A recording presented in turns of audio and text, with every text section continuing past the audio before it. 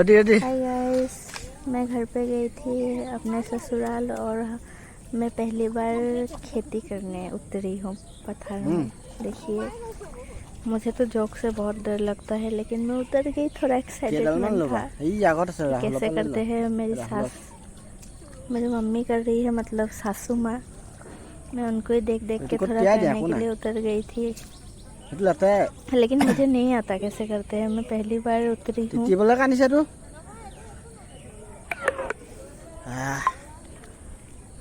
मेरे कपड़े में पूरा कीचड़ लग गया था, लेकिन थोड़ा लगाने की कोशिश कर रही थी। देखिए, हम लोग का छोटा भतीजा भी उतर गया है। उन लोग को तो पूरा ही आता है ना, उन लोग छोटे से गांव में बड़े हुए हैं, लेकिन मुझे तो नहीं आता। तभी मैं करने के लिए उतरी थी।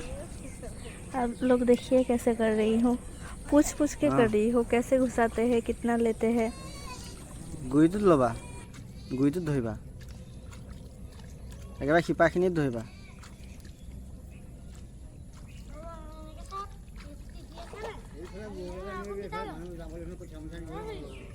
নৈ পানী শুকালে ৰঞ্জন জোনজন জোনালি আহিবানে খৰালি কুলিটিয়েও লগালে ভাল নহয় নে মা কুলিটিয়েও লগালে